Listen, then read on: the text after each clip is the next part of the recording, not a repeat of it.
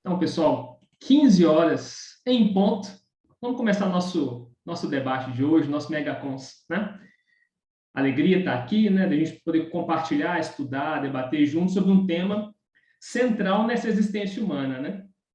Então, quem está no grupo lá já viu que o nosso tema de hoje é intencionalidade. E intenção é uma coisa importante de estudar, né? É importante de pensar a intenção de estudar a intenção. Ter clareza do porquê que a gente está fazendo isso. Eu estava conversando, né, Eduardo? Muitas vezes, conceitos fundamentais em conscienciologia ou na vida, nem sempre nós damos a devida atenção ou estudamos em profundidade. É muito importante pegar esses conceitos fundamentais como intenção, vontade, energia, discernimento, lucidez, e ver como que isso se encaixa na vida e como que a gente aprende a se relacionar com isso e qualificando cada vez mais, né? Eu vou compartilhar os slides aqui com vocês. Aí vocês me falem se estiverem vendo, por favor. Estão vendo? Tá legal. Então, para quem está chegando aí pela primeira vez, a gente tem alguns minutinhos aqui dessa exposição inicial. Vou até colocar o relógio aqui para me orientar, porque quando começa a falar, vai, né? Então, vou ficar controlando o tempo aqui. Nesse momento inicial, a gente faz uma breve introdução do tema com o material que nós enviamos no grupo, tá? Com algumas reflexões importantes para nortear o debate, e depois a gente vai abrir para poder conversar sobre o assunto, sobre as nossas dúvidas, questionamentos, pontos de vista, coisas que nós pensamos que a gente não teve a oportunidade de compartilhar com os colegas ainda, né, sobre o assunto. Então, essa primeira parte aqui ajuda a gente a pensar na intenção de estudar a intenção. Então, no Manual dos Megapensenes Trivocabulários, a gente tem alguns megapensenes que ajudam a gente a ter um pouco mais de clareza do que é a intenção, né? Então, esse aqui, por exemplo, intenção, decisão, direção. Então, é esse processo de decidir e, mais do que decidir, é para onde vai, a direção. Então, a intenção qualifica a direção. Intenção, impulso pensenizado. Então, a gente vai ver daqui a pouco lá na teoria dos poderes conscienciais que a vontade é esse impulso. E a intenção é o impulso pensenizado. É quando a gente começa a qualificar essa vontade com a nossa forma de pensenizar, com a direção que nós damos para as coisas. Intencionalidade, mega força mental. Então, a intencionalidade, que é a qualificação, a qualidade da nossa intenção. É a nossa mega força. E aí, algumas pensadas interessantes para a gente pensar, né? A dimensão da intenção pessoal é a unidade de medida de uma consciência. Olha só que importante, né? A intenção é a nossa unidade de medida. A gente tinha parado para pensar nisso? Se é a nossa unidade de medida, vale a pena dedicar esforços, tempo e energia para estudar melhor as nossas intenções, a nossa intencionalidade qualificada, né? A nossa medida consciencial. É a intencionalidade. A unidade de medida da intencionalidade é a autocosmoética. Nós vamos ver que existem intenções de tudo quanto há. Agora, o que qualifica a forma de medir a intenção é a cosmoética. Então, a gente não vai falar em boa intenção ou má intenção, nós vamos falar em intenção cosmoética, anticosmoética. E autofixação. A intenção é o propósito. A meta é o megafoco. Então, quando a gente vai estabelecer, estipular um megafoco, é muito importante saber a direção desse megafoco. Então, a intenção é esse propósito. E a intenção sustentada, né? Tem um verbete, inclusive, do professor Waldo que fala isso, né? Na manutenção da intenção, na intenção continuada, intencionalidade continuada, a gente consegue ter um megafoco. Tá? Então, aqui, lá no Projeciologia, tem um capítulo que fala dos poderes conscienciais. Não sei se todo mundo já viu, mas vale a pena ver, viu? Lá no Projeciologia, no período extrafísico da consciência, naquele grande bloco lá. E esse capítulo dos poderes conscienciais, ele é assim, ó, tem o capítulo energia imanente, poderes conscienciais, energia consciencial. Então, os poderes conscienciais somos nós qualificando as energias imanentes para a manifestação, né? Então, lá nesse capítulo, o professor Waldo diz o seguinte, né? Que a consciência tem basicamente 3 poderes principais. A vontade, a volição, que é a vontade pessoal ou a potência da volição, é o impulso, é a capacidade de agir, é o que nos leva para frente. A intencionalidade ou a qualidade cosmoética da intenção da consciência, ou seja, a direção para onde nós estamos indo, e a auto-organização, que mais para frente a gente foi chamando cada vez mais de discernimento, autodiscernimento de forma mais ampla, né? Que é a disciplina pessoal quanto à própria pensionização ininterrupta. Então, para ajudar a pensar nisso aqui, a gente pode usar uma metáfora. Se a gente for pensar, por exemplo, numa navegação. Nós queremos ir de um continente para o outro, ou para qualquer lugar que seja num barco. A gente pode pensar que a vontade é a vela que joga para frente, né? É o impulso para frente. A intencionalidade é a bússola, é o que direciona para onde nós vamos. E a auto-organização ou discernimento é a forma que a gente escolhe estar ali naquele barco e navegar. A forma que você vira lá o timão, ou que você ajusta as velas, enfim. É a forma de estar ali no mar. O que é qualificar a intenção nesse sentido, então, né? Qualificar esses poderes conscienciais. Vou deixar para falar mais para frente, não, da qualificação, aproveitando essa metáfora aí do barco. Agora, é interessante pensar, né? Olha só, a intenção é a potência, a vontade pessoal, a volição, a vontade pessoal é a nossa potência de agir. E a intenção é para onde? Agora, já pensaram no que é que motiva a nossa vontade? O que motiva a nossa intenção? O que será que está por trás e que nos movimenta? Então, a gente quer trazer aqui para pensar com vocês, vamos ver se faz sentido, né? Ouvir vocês também depois, que para mover a nossa vontade e a nossa intenção, o nosso discernimento, nós temos necessidades. As necessidades são manifestas no intrafísico, no extrafísico, e que a gente teve um estudo aqui no intrafísico sensacional com o Maslow, que fez um estudo de muitos anos para entender quais são as necessidades fundamentais dos seres humanos.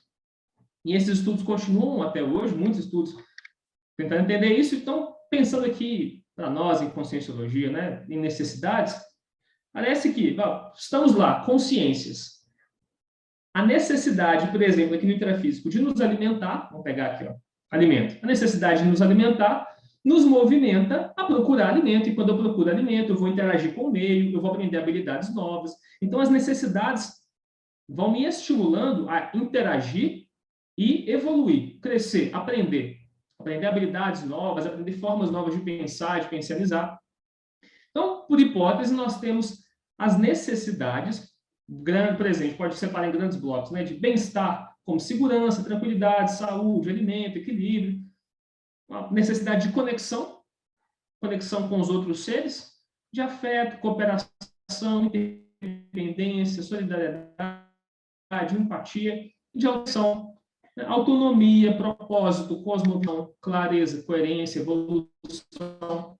Então, essas necessidades dão aquele empurrãozinho lá na vontade, a gente tem o impulso de atender essa necessidade, e através da intenção vai ver como é que eu vou atender essa necessidade. E o discernimento é a forma de fazer.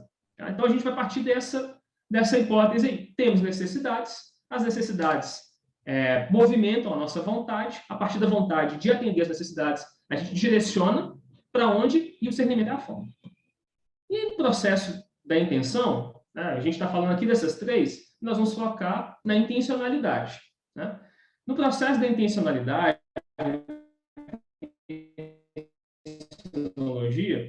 a intenção ela tem cor. A gente não vai falar, como disse lá no começo, de boa e de má intenção, mas de intenções homeostáticas. O que são as intenções homeostáticas? São aquelas cosmoéticas. São aquelas que ajudam a gente a ir para frente, ampliam a nossa lucidez e são assistenciais. Estão mais convergentes com o fluxo do cosmos. As nosográficas, que são aquelas intenções que, buscando atender necessidades, elas fazem isso sem discernimento e acabam prejudicando outras pessoas, prejudicando a nós mesmos, gerando patologias no nosso meio e em nós também. E as neutras são definidas. Então, por exemplo, tem a intenção de ser autêntico. Ser autêntico, a princípio, é neutro. Né? Como é que eu vou qualificar essa autenticidade? Então, no processo de intenção, é importante a gente ver para qual direção a nossa intenção tem caminhado. E uma questão para a gente pensar. Qual a qualidade média da intencionalidade transparente imposta por você nas ações de cada momento? Você já estudou o tal estado personalíssimo ou pré-requisito super relevante para a autoevolução? A ênfase, né, esse verbete do professor Waldo, que ele dá para esse processo de qualidade da intencionalidade. E nesse processo, a gente pode utilizar o discernimento para qualificar a intenção. A gente tinha dito inicialmente que o discernimento é a forma de fazer, mas a gente pode utilizar e expandir o discernimento. Então, tem uma pensata aí do professor Waldo que diz o seguinte: o autodiscernimento há de superintender a intenção da consciência lúcida, e não o contrário. Então, o que pode acontecer muitas vezes? Eu tenho alguma necessidade, vamos pensar em coisas mais básicas. Necessidade de alimentação, da fome, a vontade de atender isso, e de forma inconsciente, tentando atender essa minha necessidade, eu vou lá e pego do outro. Vamos pensar em questões bem primitivas. Ou eu me alimento de forma impensada, como demais, com coisas que me fazem mal. Qual que é a ideia? A ideia é que a gente utilize cada vez mais o discernimento, não só para a forma de fazer. Então, deu fome, o que é que eu vou fazer? É utilizar o discernimento para superentender a intenção. Então, é jogar luz, lucidez, clareza para entender quais são, de fato, as minhas intenções, porque muitas vezes as intenções elas estão escondidas. Muitas vezes as intenções estão não claras. Então, quando a gente leva discernimento para a intenção, a gente amplia, traz mais clareza, é mais fácil de atender às nossas necessidades. Tá? Então, a gente pode ir levando o discernimento para a intenção, para a volição, para a gente chegar no processo de maior holomaturidade. Tá? Então, trazer discernimento para as intenções.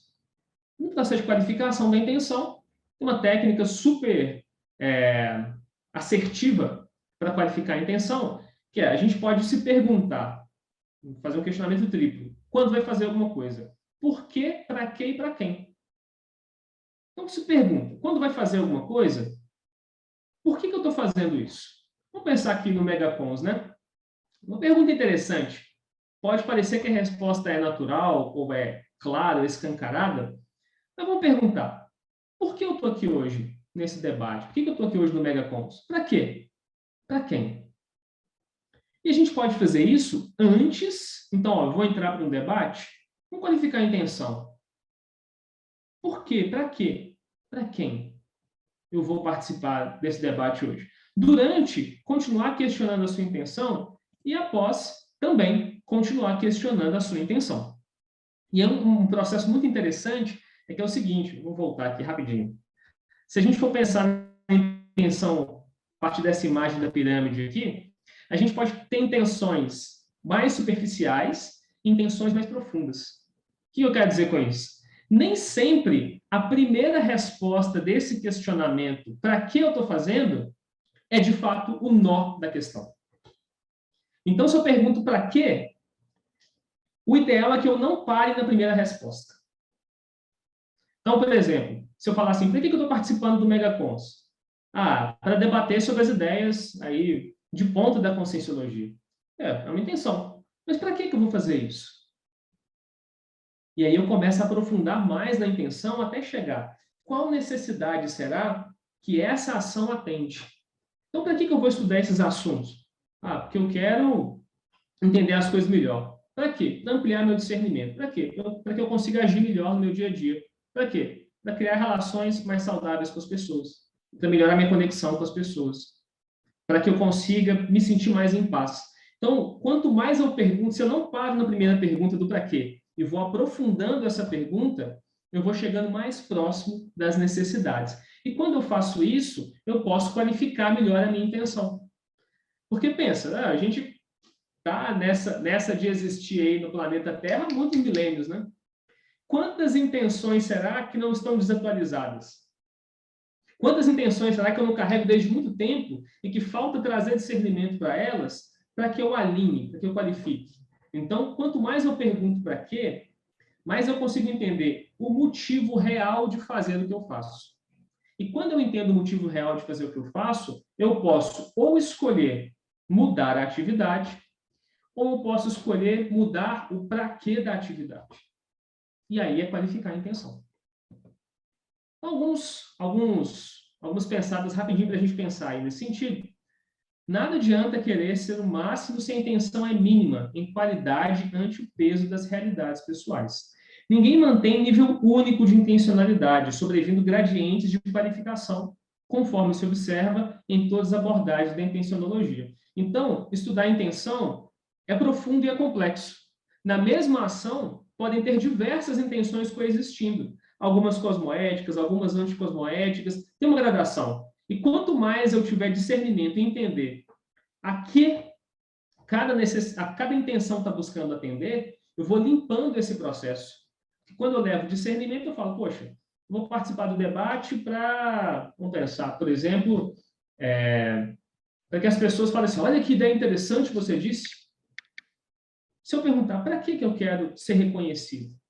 Para eu me sentir bem. Para que eu quero me sentir bem sendo reconhecido? Se eu vou perguntando isso, eu vou ajustando a minha forma de me manifestar. Se eu falar, eu quero me sentir bem com as pessoas me reconhecendo, porque eu quero me sentir conectado com as pessoas. Então, se eu chego nesse ponto de falar, eu quero receber um elogio para me sentir bem, para me sentir conectado, eu posso pensar, quais outras formas de me sentir conectado, mais diretas, que não precisem da aprovação dos outros? Eu vou pensar, então eu vou fazer assistência. Então eu vou estar no debate para fazer assistência. Isso é qualificar a intenção. É ir lá no fundo, ver o que ela atende e mudar a rota, alinhar a bússola. E aí o professor Waldo continua, né, na tendenciologia.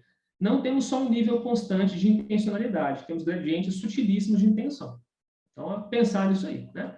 E agora, só para suscitar o debate, vou ler algumas pensadas, se alguma chamar a atenção de vocês, vocês levantam a mão e falam, vamos debater, vamos conversar, ver se faz sentido ou não. Então, ó, a maior demonstração de mega sabedoria é a qualificação da intencionalidade. Isso é forte, né? Maior demonstração de mega sabedoria.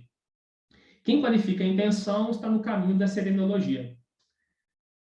Sincronicidade. A intenção fornece a lucidez para se entender um fenômeno da sincronicidade. Quanto mais complexa, mais abrangente e multifacetada a manifestação da consciência, a maior possibilidade de sobrevir à sincronicidade. Já pensaram nisso? A relação de sincronicidade com a intenção? Se a consciência apresenta boa intenção, buscando cosmoética assistencial, está no rumo certo da vivência do parafenômeno da cosmoconsciência. E mais uma aqui, para fechar. O que atrai mais as consciências amparadoras é a demonstração evidente da viragem da intenção evolutiva da consciência para melhor. Então, quem pegou os dois últimos megacons aí, viu, né? Estudo detalhado, debate de altíssimo nível sobre amparadores, fechar com essa, né? O que mais atrai as consciências amparadoras é a demonstração evidente da viragem da intenção evolutiva da consciência para melhor. Ok? O René, então, pessoal. Oi. Parece que tem 4 conceitos que são extremamente convergentes entre eles e que às vezes é até difícil a gente separar um do outro, né? Que é intencionalidade, cosmoética, ortopensenidade e interassistencialidade.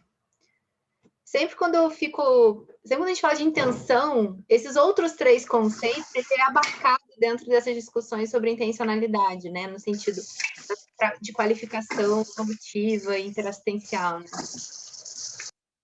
Faz total sentido, né, Bárbara? Porque esses conceitos todos que você falou, essa qualificação da intenção, ela faz com que a gente fique mais lúcido e mais assistencial, ajude mais as pessoas. O saldo é a melhora da relação.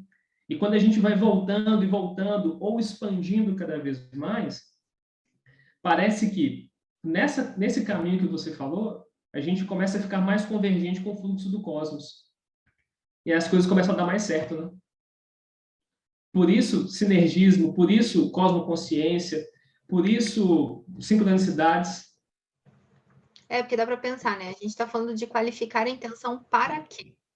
Qual que é o objetivo, né? O que a gente tá, qual que essa intenção ela está sendo qualificada pelo quê e para quê? Eu acho que são 2 caminhos aí, né? Porque aí eu acho que a cosmoética ela entra muito nessa qualificação, nessa convergência, mas o para quê acaba sendo a conexão interassistencial também, né? Fala aí, Eduardo. Sim. Não, Renê, eu queria Muito boa a sua explicação, acho que deu um panorama, uma cosmovisão boa do que é e onde entra a intencionalidade dentro da nossa manifestação, né? O que eu acho interessante é assim, o professor Valdo sempre falava, de boa intenção não basta, né? A baratrosfera está cheia de pessoas bem intencionadas. Porém, ele colocou aquela primeira, que a mega sabedoria é a mega intenção, né? Então, como é que você analisa isso aí, essa dicotomia? Ou seja, não basta, mas também não se chega a lugar nenhum sem uma boa, uma ótima intenção cosmoética. Ótima pergunta, né? Porque de boa intenção, me parece, Eduardo, aquele dito popular do pensamento muitas vezes fácil de falar, poxa, mas eu estava bem intencionado. E esse eu estava bem intencionado, nem sempre, e geralmente eu acho que não, nem sempre tem uma análise do que de fato é aquela intenção. E não tem junto com ela um discernimento. Tem uma sensação boa. Assim, o que eu acho que eu queria era ajudar. Só que nessa intenção boa que eu acho que eu queria era ajudar, a gente não traz aquela qualificação da taxologia das intenções, que é uma intenção homeostática. Então, a gente pode pensar que boa intenção não necessariamente é uma intenção homeostática ou cosmoética. Porque quando eu falo em homeostático e cosmoético, eu estou considerando um contexto mais amplo. Eu estou considerando o discernimento que me faz olhar para o contexto de forma mais ampla, de forma mais profunda, mais qualificada. Então, eu posso pensar, por exemplo, que um amparador ele tem uma intenção cosmoética. Ele qualifica a intenção. Ele sabe para que está fazendo o que faz e como fazer. E se a gente for pensar em classificações assim, né, voltando no debate anterior, um guia cego, por exemplo, ele pode ter boa intenção. E a boa intenção é quero ajudar.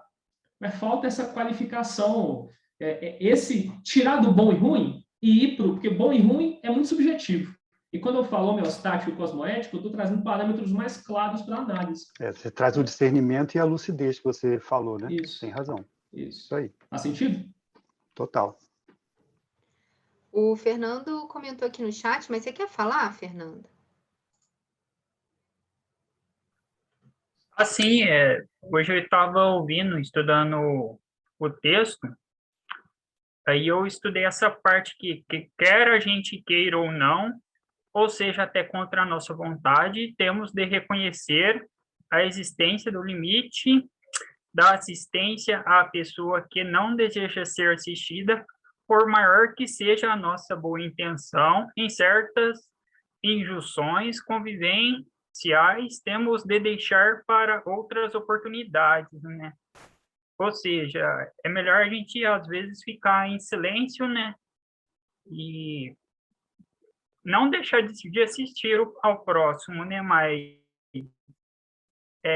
pensar na melhor forma de assistir, né?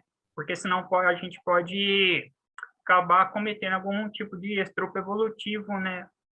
Ou algo do tipo. Boa, Fernando. É aquela coisa, né, de que o discernimento precisa superentender a intenção. Porque se eu for na intenção só com a vontade de fazer algo, me falta visão de conjunto, me falta ler qual é a necessidade do outro. Então, aí eu posso pensar, né, na qualificação da intenção. Parte da minha intenção é ajudar o outro, mas parte da minha intenção talvez seja me sentir bem por me considerar assistente. Parte da minha intenção talvez seja receber o agradecimento dessa pessoa ou do grupo que eu participo. Essa é a análise da sutileza da intenção. Saber que intenções podem coexistir. E quando elas não estão claras, quando tem necessidades que não estão sendo atendidas e intenções que não estão claras, elas podem aparecer e quando a gente perceber, falar, poxa, para que eu fiz isso? Agora eu fiz. Então, é muito importante, né, entender a raiz da intenção, e o que o Eduardo estava falando. A boa intenção, muitas vezes, está carregando um monte de outras intenções satélites e que podem influenciar a nossa ação, né? Tem uma outra coisa também, né, que aquelas necessidades que impulsionam, né, o desenvolver a nossa... Então, na base, essas necessidades no processo interassistencial, elas podem acabar sendo nossas e não do assistido. Porque, às vezes, a gente analisa, na na distorção da análise das necessidades que estão sendo postas pelo assistido e das necessidades que a gente expõe, a gente acaba considerando as nossas necessidades prementes e aí considera que elas são as necessárias para aquela pessoa, e não aquilo que ela está realmente colocando. E aí a nossa intenção é, bom, vou lá assistir, mas a análise está distorcida. E aí o resultado também não é dos melhores, né? O que vocês pensam disso aí, pessoal, que a Bárbara falou? Vamos conversar. Tá? Pode abrir o microfone aí, levantar a mão. O que vocês acham disso que a Bárbara falou? Renê, Vai lá, posso falar? Posso? Renê, entrou dois juntos? Vamos fazer assim, ó, Marina, Zezé e depois Claudete, pode ser? Obrigada. Vocês estão a ouvir bem, não? Sim. Sim, perfeito. Obrigada, Renê, gostei imenso. E achei interessante esta questão das necessidades, porque e que a Bárbara agora trouxe, e eu por acaso ia falar nisso, tem a ver muito connosco, quais são as nossas as necessidades que estão subjacentes à nossa intenção e à nossa ação. E isto leva-nos um bocadinho ao processo de quase, né, de autoconsciencioterapia e esta questão de nos percebermos e perceber quais são as necessidades. Pela minha formação e o modelo que eu uso, existem os 3 eixos, né, que é a necessidade de segurança, a necessidade de conexão e a necessidade de validação, que é o tal reconhecimento. A conexão é estar em contacto com. E quando essas necessidades, quando uma delas, normalmente há sempre gaps de infância, né? E vamos um bocadinho para o Mário, que faz todo o sentido com os traumas, mas quando há esses gaps, mas há um que é mais, que está mais presente, vamos aos 51%, digamos assim, que está mais ostensivo, elas vão alimentando as nossas intenções, de alguma forma. E é importante quando tu fazes este processo, porque isto também pode servir para qualificar a intencionalidade. Perceber o que é que está subjacente, qual é o gap, se é a necessidade de reconhecimento, se é a necessidade de conexão, ou se é a necessidade de segurança. Porque são aqueles 3 eixos no desenvolvimento, vamos pôr de uma criança e depois vamos dar em adulto, supostamente, que estão a orientar e que estão estudados pela psicologia. Estamos ainda num âmbito mais restrito, mas mesmo assim tem alguma validade. E acho que é interessante olhar para esses eixos porque servem-nos como indícios de autoanálise e até da intenção. E que, quando tu cruzaste, eu achei super interessante. Estás de parabéns, porque a intenção realmente, a necessidade vai alimentar a intenção. Quando a necessidade não está suprida, nós vamos supri-la indiretamente ou implicitamente, enviesando a intenção. Achei muito interessante. Não sei se faz sentido. Marina, eu acho que faz muito sentido. Esse tema de entender as necessidades, algo que me instiga muito, tem muitos modelos, né? Eu não sei de qual abordagem exatamente é essa, se é a teoria do apego, se é a teoria do esquema da psicologia. Não, é um modelo de terapia focada nas emoções. Terapia focada nas emoções, legal, legal. Tem essa abordagem. Mas o apego, vocês chamam apego, nós chamamos vinculação. Em Portugal é a teoria da vinculação, não é do apego. Mas é mesmo, vai-se cruzar, acaba-se por cruzar. Legal. E aí, Marina, isso me lembra uma coisa que eu acho super interessante. É o seguinte, necessidades, quando a gente pensa nessas necessidades conscienciais, que a gente pode estudar, é uma área, eu acho que é super ampla para a gente poder estudar e entender melhor. Necessidades de verdade, necessidades mesmo, são legítimas. As necessidades são legítimas. Mas muitas vezes a gente confunde a necessidade com a forma de atender a necessidade. Então, por exemplo, estou com fome, quero comer uma torta de limão. Então eu falo, eu preciso de uma torta de limão. É que assim, então qual que é a minha intenção? Comer uma torta de limão. Então vou à padaria com qual intenção? Comer uma torta de limão. Agora, torta de limão é uma forma de atender a uma necessidade. Então, por trás, então assim, eu quero a torta, então eu falo, vou à padaria para comprar a torta de limão. Então, qual a intenção de ir à padaria? Comprar a torta de limão. Mas qual a intenção de comprar a torta de limão? Saciar minha fome. Essa é a necessidade. E pode ser também sentir o bem-estar dos sentidos. Tudo bem. Agora, é importante a gente não se perder, e é por isso que é importante sempre aprofundar nessa pergunta do para que eu faço, não parar na primeira, porque quando eu paro na primeira, eu posso parar na forma de atender a necessidade e não lá no cerne da necessidade. Então, por que eu estou falando isso? Porque se eu considero que as necessidades reais, elas são legítimas, quando eu sou anticosmoético, está me faltando discernimento para atender as minhas necessidades e as necessidades das pessoas. Então, eu saio de um julgamento moral de falar, essa pessoa é mal intencionada, ela é ruim, ela é um demônio. Eu saio desse lugar da condenação e vou para falta de discernimento para que essa pessoa atenda aquilo que ela precisa. Ela não está entendendo qual é a necessidade subjacente ali. Então, se ela mudar a forma de pensar, de pensionizar, ela vai conseguir entender do que ela precisa e fazer a virada. Então, quando ela faz a virada, qualificando a intenção, ela dá um salto evolutivo. Podemos chamar, por exemplo, a virada do mega sediador dele. Não é uma virada de intenção? Não vai levar todas as habilidades que ele tem para um objetivo cosmoético? Então, se a gente entende que no fluxo do cosmos, o processo da interassistência é muito importante, a conexão é muito importante, nós caminhamos para isso. Então, quando a gente qualifica... Oi? Desculpa, René. E paradoxalmente, não sei se faz sentido, mas ao suprir a tua necessidade, vais ter condições de fazer interassistência com mais qualidade. E aí é que está o paradoxo que vai aumentando, não é? Porque ao suprir as tuas necessidades, de alguma forma, ou dás legitimidade, mesmo que não as possas suprir conforme idealizaste, não é? Vais ter condições de fazer uma interassistência muito mais qualificada, eu acho. Isso. E, a princípio, né, Marina, uma hipótese. Toda necessidade atendida com discernimento faz bem para você e para os outros. Você está fazendo mal para os outros, está faltando discernimento. Né? Não é legal. Então, acho que a fila já está grande aí, né? Isso é ótimo. A Zezé está a próxima. Diga aí, Zezé. Então, a minha questão é mais na análise, né? Como é que você analisa, né? A Bárbara estava trazendo essa condição de analisar a intencionalidade.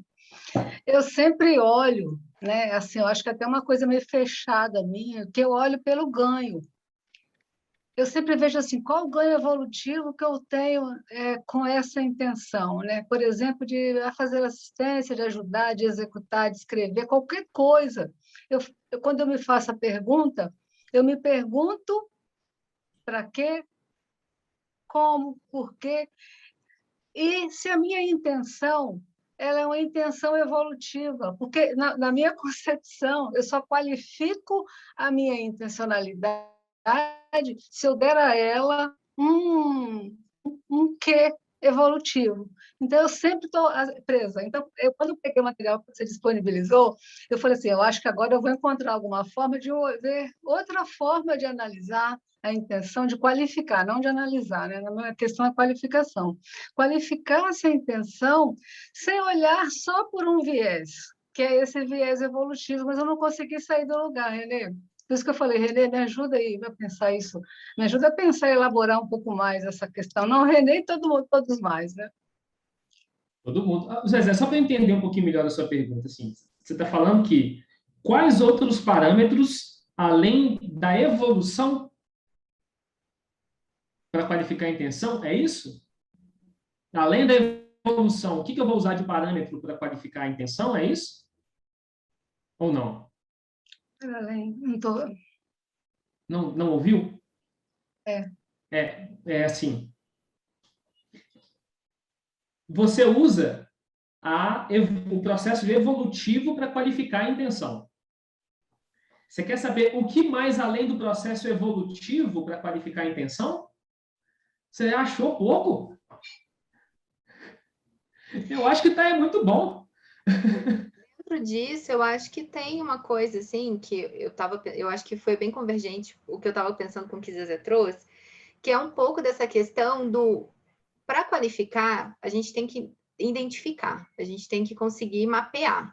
E esse mapeamento da intenção, eu vejo que ele perpassa tanto a análise da intencionalidade mais óbvia ou mais facilmente identificável, como aspectos de expressão consciencial que ainda nos são muito nebulosos. E aí isso me remeteu muito à janela de Johari, que é justamente aquela assim, que eu não vejo, que as outras pessoas veem, ou que eu não vejo, ninguém vê. E eu fiquei pensando na janela de Johari na nossa expressão consciencial, fiquei, bom, essa análise da intencionalidade, ela não é tão simples assim, justamente porque ela perpassa características e expressões nossas que a gente não tem ideia que a gente está expressando. E aí, nisso que a Zezé trouxe, como qualificar, eu acho que aí fica mais desafiante, porque eu fico pensando, talvez a gente tenha que encontrar mecanismos de qualificação da intencionalidade que sejam inteligentes ao ponto de repercutir, inclusive, naquilo que a gente ainda não identificou. Mas, Bárbara, você não acha que isso está vinculado ao processo egóico da própria pessoa? A gente tem processos que são tão intrínsecos que a gente não consegue identificar. E daí fica extremamente difícil a gente qualificar a nossa intencionalidade, porque ela nasce lá nesse âmago dessa coisa fechadinha, como você acabou de falar, que a gente não identifica. Então, assim, a forma como eu vejo isso é que o processo da intenção, ele é extremamente vinculado ao seu processo egóico ainda, né? Quando a gente vai identificando a intencionalidade, você está caminhando, está liberando um pouco esse egocentrismo que a gente tem. Então, esses trafores que a gente tem, que a gente ainda não consegue identificar, qualificam e muito a nossa intencionalidade, porque você acha que você está fazendo o correto, mas ainda você não está. Por quê? Porque ele está vinculado a um trafar seu que você ainda nem identificou. Né? Então, quando a Maria José diz assim, olha, eu estou usando o processo evolutivo, mas esse processo evolutivo também está vinculado ao teu processo de maturidade consciencial. Então, enquanto você não identifica tudo isso, e isso é bem devagar, vocês sabem disso, através das recins, é só através disso que você vai conseguindo qualificar. Você começa a ter meios para qualificar a tua intencionalidade. Claro que o resultado disso é sempre um indicador. Não, eu consegui acertar. Mas muitas vezes se faz assistência pensando muito mais nas necessidades pessoais do que nas necessidades do assistido. E é proposital? Não, não é proposital. É o ego ainda agindo por trás de tudo isso. Entendeu? Então, eu acho que na medida que a gente vai tendo maturidade consciencial, a gente vai reciclando esses trafares, a gente vai buscando formas de qualificar melhor a nossa intenção. Aí, nesse sentido aí que você está falando, Claudete, eu tenho um palpite. Como é que eu faço para chegar na intenção? Porque é muito fácil a gente se tapear, né? Muito! Assim, para que eu estou fazendo? Está escondido, você está entendendo? Aí eu falo assim, para que eu estou fazendo? Para assistir. Não é um guarda-chuva, né? É aquele guarda-sol de praia que pega 90% da orla. Né? Então, o negócio é conseguir ser específico e falar assim, poxa, como é que eu vou saber se eu estou entendendo a minha intenção mesmo ou não? Acho que é uma boa pergunta. Porque quando a gente fala para quê, uma coisa é saber a pergunta. A outra pergunta que a gente pode se fazer é como eu sei se eu cheguei na resposta? René, acho que é uma ótima pergunta a se fazer. Né?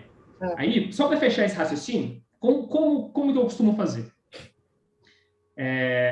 Eu observo a resposta analisando o processo do pensene. Então, primeiro, quando eu pensei, olha, para que eu estou fazendo isso? Tive uma resposta.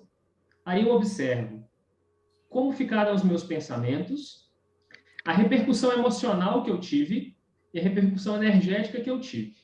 Na minha experiência, como é que isso funciona? Quando eu não cheguei na intenção, o que fica ao observar o processo é um incômodo. Eu fico incomodado. Então, tem algo ali que não desceu bem ainda. Tem uma energia meio paradinha, tem uma emoção meio estranha. Isso mostra para mim que eu ainda não cheguei na intenção real, naquela mais profunda. Então, eu pergunto de novo. E vou perguntando até sentir qual que é o sinal para mim de que eu cheguei na intenção real. Mesmo que seja uma intenção que depois eu percebi que é anticosmoética. O meu processo é assim. Tem expansão. Expansão de lucidez. É como se desbloqueasse o processo energético ali, amplia a lucidez e eu entendo o para que de fato eu estou fazendo. Então, na hora de investigar a intenção, mais do que a resposta que vem na cabeça, acho que a gente precisa analisar multidimensionalmente como cai essa resposta em nós. Então, essa é uma, analisar pensenicamente. E uma outra pergunta que a gente pode se fazer, nesse sentido que você falou, Zezé, de, poxa, o que eu ganho? Você também pode se perguntar, se eu não fizer, o que acontece? Eu perco o quê? O que é que eu perco se eu não fizer? Porque quando eu falar o que eu perco se eu não fizer, aparece muitas vezes a necessidade que está por trás da ação. Faz sentido? Porque você, eu penso assim, só para fechar também o que eu coloquei, é que essa ela é como uma você começa a fazer uma reciclagem e aí você percebe, você detecta, você faz, você começa a prestar atenção, só que lá na frente você fala, poxa, aí de repente aparece um fato, você fala, não, eu pensei que eu tivesse resolvido, mas eu não resolvi, porque ainda fica um resquício daquilo, até você conseguir limpar e ter clareza, você leva tempo, você está entendendo, Renê? Então a coisa assim, não é tão simples quanto parece, ela é extremamente complicada, né? E como o povo disse, mesmo de boa intenção, o inferno está cheio, né? Claudete, compartilhar com você, estou começando agora a fazer isso. Mas a minha impressão é que quanto mais a gente treina voluntariamente fazer isso, mais a gente fica bom e faz mais rápido e consegue chegar mais rápido na intenção de fato. Não, mas é claro, quer dizer, quando você fica prestando atenção, eu acho que você está correto nisso que você está colocando, é isso mesmo, né? É perceber o trafar e ir em cima dele. Aí você vê, vai 1, 2, 3, na quinta, na sexta, na 10ª, você começa a perceber com clareza. Aquilo vem antes, você já não consegue fazer da mesma forma. Mas só para fechar o meu raciocínio e dar espaço para os outros, é sempre pensar que essa intencionalidade está muito vinculado ao processo egocêntrico da pessoa. É aquilo que está escondido, que você acha que você não tem, mas você tem. Então, se a gente olhar por aí, às vezes fica mais fácil a gente tá identificando. Nelson quer comentar, eu acho que essa fala da Claudete... Não, isso, eu sou um ser humano sempre bem intencionado. Eu sempre tenho a melhor intenção. Todos nós. Não, vamos, esse é o ponto. Eu sou o sujeito. Eu quero que o Renê comente essa frase assim: a minha intenção é a melhor possível. Se a gente não fizer um cotejo com a autopesquisa da gente, ou com a autopesquisa alheia, não só da gente, porque é para a gente ter um parâmetro, isso não vai a lugar nenhum, essa tal de intenção aí, né? Então, não é a intenção em si, porque a intenção, eu acho que antes a gente tinha muito sentimento de culpa por questões religiosas, na questão da intenção. Será que a minha intenção é a melhor possível? A minha é sempre a melhor possível. Agora, depende do meu status quo, do meu parâmetro, do que eu cheguei, do que eu entrei com mais profundidade na toca do coelho. Se eu não tiver esse colóquio, assim, se a gente não tiver esse colóquio, a gente não vai ter parâmetros. Isso também, se eu não for sincero com a minha autopesquisa, e trabalhar com vocês aqui nessa discussão, a intenção da gente é muito perigosa, é muito... Ô, Nelson, eu acho que você falou uma coisa aí muito importante, que é a questão do parâmetro, porque, assim, isso que foi discutido agora, que o Vini trouxe, a Claudete também, né, dessa análise, eu acho que toda análise exige um parâmetro. E aí, qual que é o nosso parâmetro de análise de fato, né? O que a gente considera uma intencionalidade qualificada? O que da gente vivenciou até o momento de mais top que serve de qualificação dentro da nossa manifestação? E o que a gente identificou externamente em outras consciências que servem de parâmetro de comparação para a gente também, quanto ao que é top de manifestação de intencionalidade, né? Porque eu acho que isso daí é fundamental, porque a gente está se pautando em quê para dizer que a nossa intenção é qualificada ou não? Porque se eu me pautar, por exemplo, num político corrupto, a minha intenção é super qualificada. Agora, Se eu for me faltar num serenão, aí eu vou falar, bom, já estou meia boca, né? Aí talvez falte um pouquinho, né, Bárbara? Então, assim, eu tá acho que é sempre, uma questão a de gente está parâmetro. sempre criando uma narrativa, né, Bárbara? Autonarrativa, para se sustentar na intenção, naquela intenção que a gente tem. Então, tu está sempre criando aquilo para ti e tu acha que aquilo pode ser top. Se a gente não ouvir outras pessoas, esse top aí pode ser lá a dogmática do século XIX. Então, a gente precisa estar sempre discutindo com o outro, porque na autopesquisa, mesmo tu sozinho, na tua autopesquisa, sozinho, né, ali, tentando te...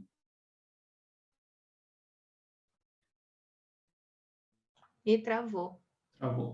Travou. Bom, a gente agora... passa... Você quer comentar, René? Só comentar, né? Uma coisa te descascar e te achar. Se tu não, a autoexposição é muito boa para essa, para sempre estar saindo dessa narrativa que tu cria para ti mesmo, para usar como eu sou um sujeito bem intencionado. Ô, Nel, você travou, a gente só depois ouviu descascar. Mas assim, não, eu estou falando que a gente... Como chegou no descascar o mistério, né? A gente cria uma autonarrativa sempre para a gente dizer sobre a intenção da gente. E se a gente não discutir com os outros, sobre isso, para eles olhar o parâmetro que a gente está, e a gente se olhar na posição do outro, a intenção da gente fica muito estática, muito parada, muito na inércia. Eu acho sempre isso. Que ela é uma coisa muito contínua. Sim. Só é o seguinte, Nelson, tem aquela frase, né, que bom senso e boa intenção, né, todo mundo tem, né? Ninguém vai dizer que não tem bom senso. Você nunca ouviu ninguém falar eu não tenho bom senso. E nem eu não tenho boa intenção. Dentro dos parâmetros da pessoa, a pessoa tem essa bom senso e boa intenção. Mas o que eu penso que a gente pode fazer uma correlação daquela pensata que a gente viu numa reunião passada dos 3% de erros conscientes, né? Então, assim, a sua boa intenção, é claro que é dentro do que você entende do seu panorama e da sua lucidez no momento. Mas dentro desse micro-universo, ela tem que ser qualificada. Então, assim, eu não sei se vale a pena a gente comparar hoje em dia com o serenão, né? Mas vale a pena a gente ver o seguinte, dentro do que eu entendo, dos meus parâmetros, daquilo que eu já consigo compreender e ter de lucidez, a minha intenção é boa, ou seja, ela está bem qualificada dentro desses valores. E aí a gente vai avançando, né? Porque quanto mais você qualifica a intenção, mais você vai ter lucidez, você mais vai ter companhia dos amparadores, vai aprender mais com eles e vai qualificar a sua intenção mais. Então, talvez seja o que a gente pode fazer, né? Eu entendi a sua colocação e é muito boa. Fugindo da nossa narrativa pessoal, o que a gente pode fazer é expressar o máximo de lucidez que a gente pode no momento. Isso, claro. A gente não tem que ter medo de se expor e fazer isso, mas a gente tem que estar sempre duvidando e colocando para o outro para ele dizer assim, peraí, não é bem assim, ou é assim, né? Ô, Nelson, acho que você tocou num ponto tão importante que eu vejo que influencia diretamente na profundidade que a gente consegue ir na análise da intenção. Porque se a minha intenção, ao pesquisar as intenções, é descobrir que eu sou uma boa pessoa, é falar, sou uma boa pessoa, tenho boas intenções, eu vou no nível mais rasinho. Mas se a minha intenção, igual o Eduardo falou agora, inclusive, assim, olha, poxa, sempre há o que evoluir, qualificar. Se a medida da consciência, se a unidade de medida da consciência é a intenção, eu posso pensar que sempre há o que se qualificar, não é? Se a unidade de medida é a intenção, sempre há o que se qualificar. Até chegar em processos mais avançados. Depois de CL, eu não sei se essa coisa de intenção é uma questão mais. Talvez não seja, talvez seja outra coisa. Mas até chegar lá, eu vou qualificar a intenção. Então, será que, se ao invés de perguntar o tempo todo, eu sou uma pessoa bem intencionada, mal intencionada, e se eu me perguntar assim, como eu qualifico mais a minha intenção nesse momento? Ou qual nesse momento da minha intenção nesse momento também. E além de qual a qualidade, o que eu faço para qualificar mais? Não precisar se consolar trazendo um rótulo para você de que você é bem intencionado. É mudar o parâmetro e dizer assim, eu quero qualificar ainda mais a minha intenção. Eu quero aprender ainda mais. Eu quero alinhar ainda mais a minha intenção ao fluxo do cosmos. Se hoje não está, há mais o que ser qualificado. Então, ao invés de sustentar uma imagem que eu criei de mim, eu passo a, com mais frequência, pensar como eu qualifico mais. Como eu qualifico mais. Então, eu não vou mais gastar energia com narrativas de o que eu sou, o que eu não sou. E aí fica mais fácil fazer o que você falou, Nelson. Eu achei super legal. Vamos testar, né? Vamos ver com outras pessoas, vamos conhecer outros parâmetros, vamos ver outras possibilidades. E aí a gente tira o julgamento e entra no fluxo evolutivo mais direto, um contato com os amparadores mais próximo de qualificar, melhorar, sentir melhor. E não sentir para baixo, culpado, eu sou ruim, eu sou mal intencionado, eu não mereço a salvação, eu não mereço um amparo. É outra abordagem, né? Não, eu sou bem intencionado, e esse é o perigo. É análise conscienciométrica com foco recinológico, né? Aí é isso. Ô, Claudete, você está na lista, você ainda quer falar ou você acha que já foi? Pode passar? Pode? Então, Andréia, você. Oi, boa tarde. Muito bom esse assunto, viu? Muito interessante. Eu já vinha estudando um pouco a intencionalidade, lendo aquele livro da Alzira, da Intenção, que me ajudou muito, assim, a me colocar nesse parâmetro, assim, de o quanto de boa intenção, entre aspas, eu tenho, assim, o que eu posso fazer para qualificar mais. Mas eu vinha pensando que realmente que boa intenção todo mundo tem, mas às vezes a gente também tem que ter consciência que a gente não tem a visão de conjunto que o amparo tem, né? E essa visão de conjunto, às vezes, por mais que tu tenha boa intenção, tu não tem essa visão total do que é melhor para aquela pessoa ou para todas as que tu tá com aquilo que tu tá fazendo, tu pode estar atingindo. Então, eu acho que o mais importante, eu vejo que eu estou trabalhando em mim agora para melhorar a minha intenção, é a escutatória, assim, aprender a escutar realmente e fazer a leitura energética das necessidades, né? Para ter essa conexão com o amparo. E eu vejo que esse negócio da intenção não é uma coisa que a gente consiga fazer sozinho, porque se me perguntar qual é a minha intenção, hoje eu saberia te dizer qual é a minha intenção hoje, porque eu li o livro, porque eu já venho pensando nisso. É claro, prestar assistência, mas a assistência... Mas por que prestar assistência? Que nem o Renê estava falando. Por quê? Daí tu abre aquele guarda-chuva, daí tu vai pensando, por que tu quer prestar assistência, né? No meu caso, eu entendi que tem uma certa inteligência evolutiva em tu ser assistente, tu ter a interassistência, né? Tu evolui muito mais rápido, porque a sensação que dá na pessoa é que ela está se libertando de laços. Essa é a impressão que eu tenho. Quanto mais eu ajudo as outras pessoas, eu sinto que eu tá afrouxando os meus laços e eu estou conseguindo caminhar com mais tranquilidade nessa existência, entende? Eu sinto assim. É como se afrouxasse nós na minha volta e eu consigo cada vez mais estar estudando e estar me qualificando mais e estar evoluindo mais, porque eu acho que tudo faz parte da gente querer caminhar em grupo. A intencionalidade, para ser um pouco sadia, tu tem que pensar no contexto do grupo, né? É o meu ponto de vista, não sei, posso estar errado, daí eu peço ajuda para os colegas aí me ajudar, né? Eu acho que é mais ou menos isso, e acho que nunca acaba. A qualificação da intenção, ela nunca acaba. Porque quando tu pensa que qualificou um traço, eu imagino que aparece outro, e cada vez é um crescendo, na verdade, né? Acho que é isso. Acho que boa intenção mesmo todos temos. Sabe uma coisa que eu fiquei pensando quando você estava falando, Andréia? Da relação de análise entre a intencionalidade e a coerência. Porque aí eu fiquei pensando assim, tá, eu tenho intenção de assistir, mas eu estou sendo coerente com essa intenção de assistir? Há coerência nessa intencionalidade? Porque aí eu fiquei pensando até que ponto a intencionalidade, a intenção, ela não pode ficar no campo das ideias, muito mais no campo da prática, entendeu?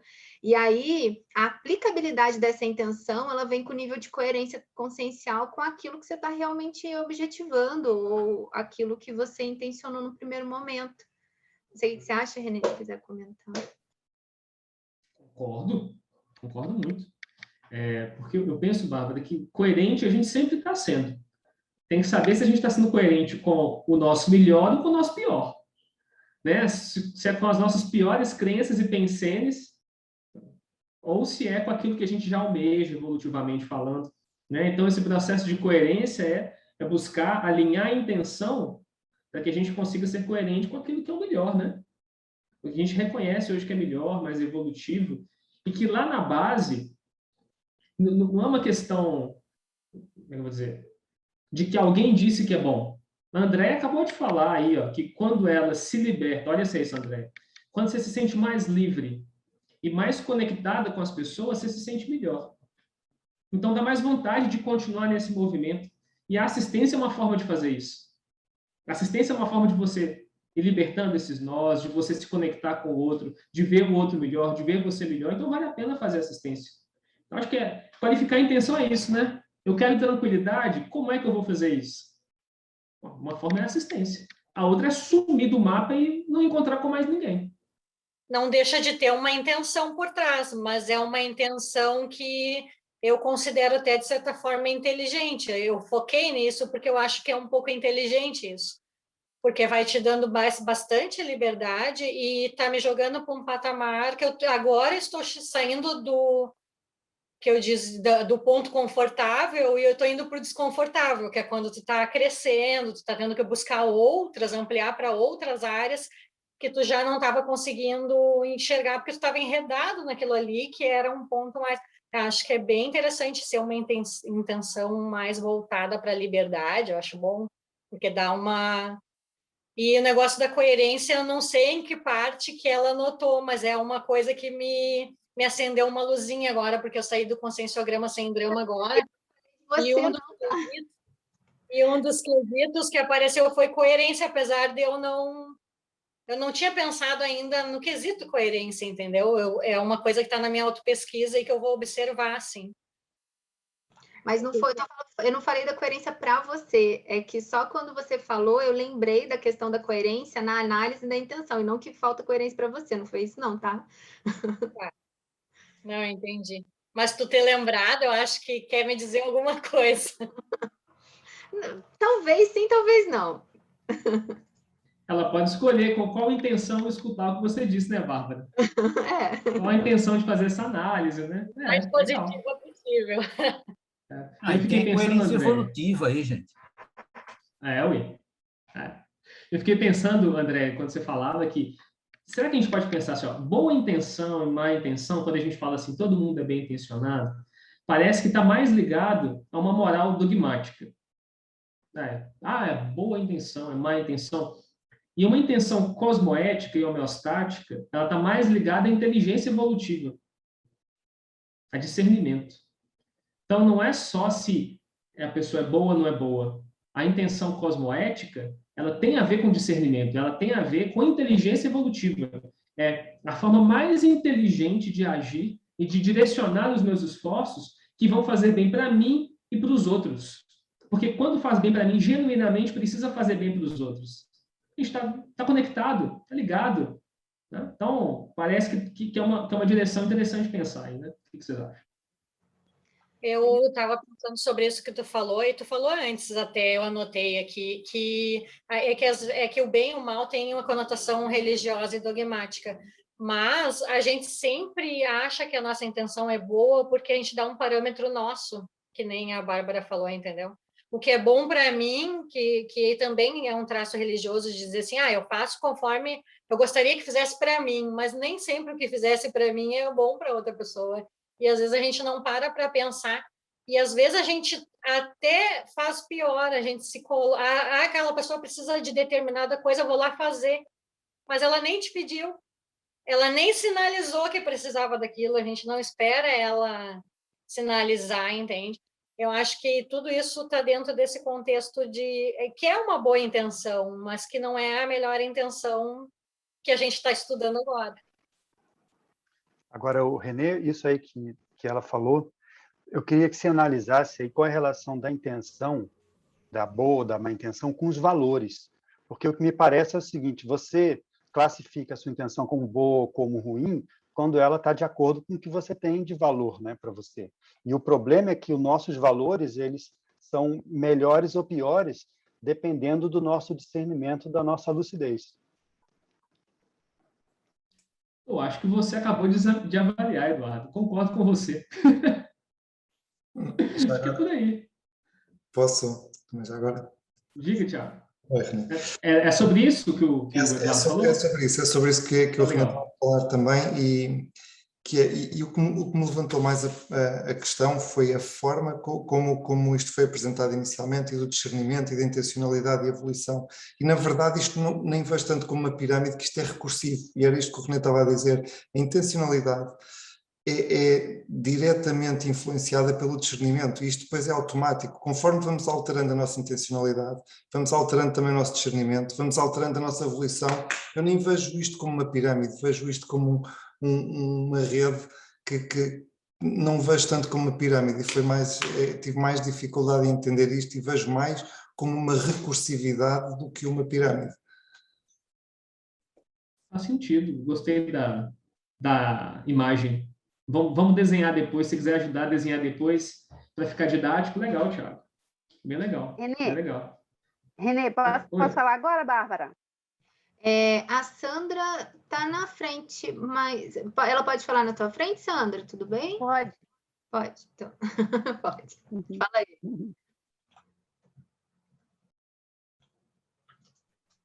Nadianaí?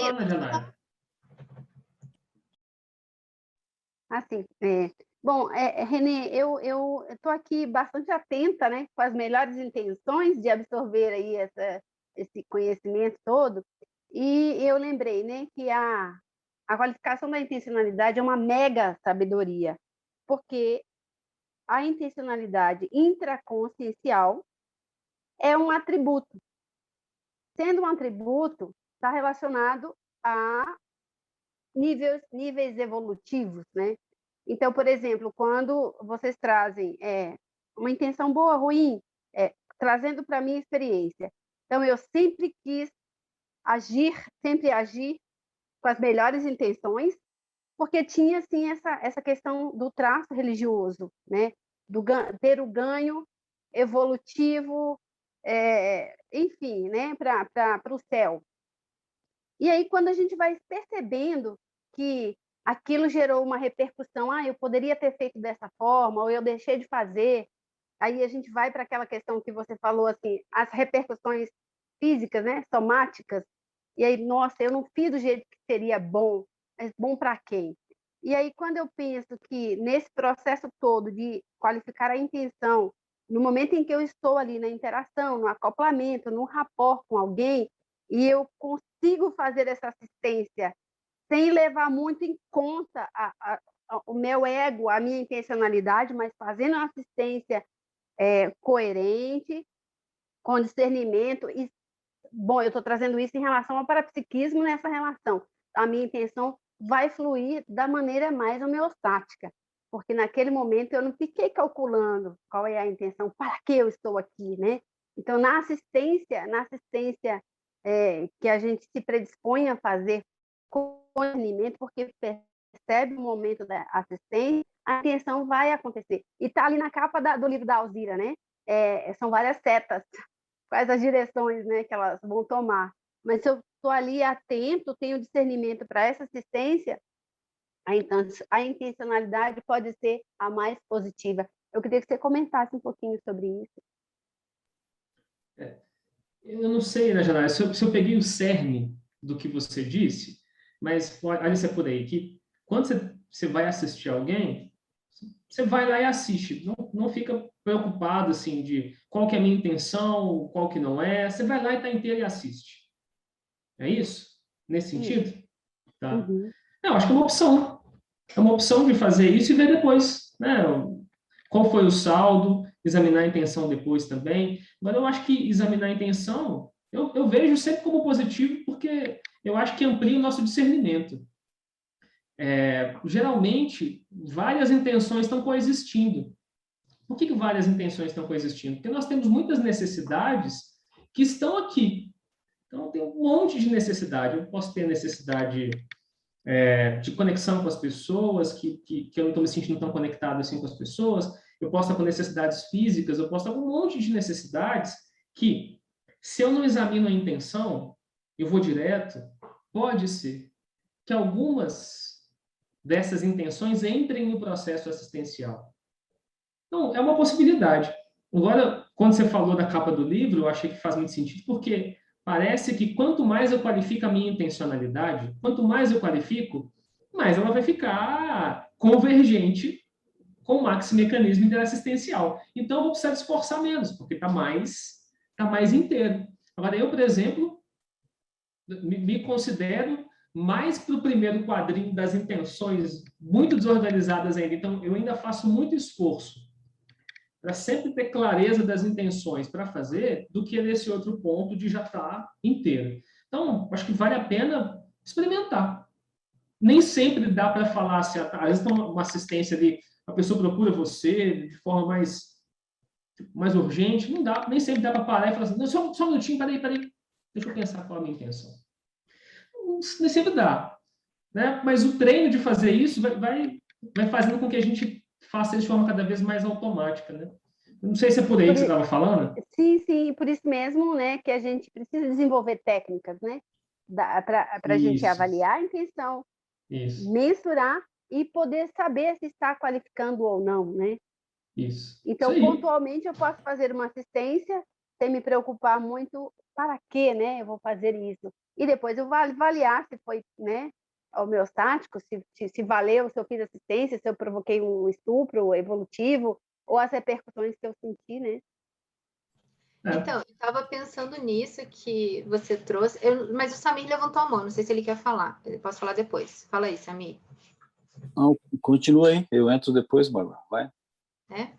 Não, porque eu estava pensando nisso no sentido assim, do nível de lucidez quanto à nossa intencionalidade, porque isso que você chegou, do que você comentou, dessa retiliniaridade, é o que eu entendo na conexão da intencionalidade com a ortopensenidade, né? Que a gente chega naquela manifestação retilínea.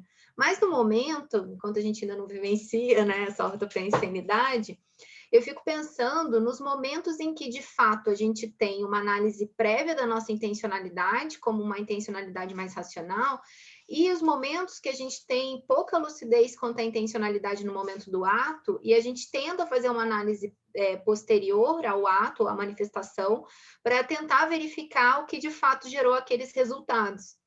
Por exemplo, eu fiquei pensando muito num aspecto bem nosográfico mesmo. Por exemplo, eu tenho uma discussão e eu falo determinada coisa. E aí, num primeiro momento, eu justifico aquilo como uma justificativa aí qualquer que eu utilizei para ter falado aquela coisa que machucou o outro. E aí, depois eu vou analisar minha intencionalidade real. Poxa, será que a minha intenção não era justamente machucar aquela pessoa? Né? Eu estava querendo mesmo ferir?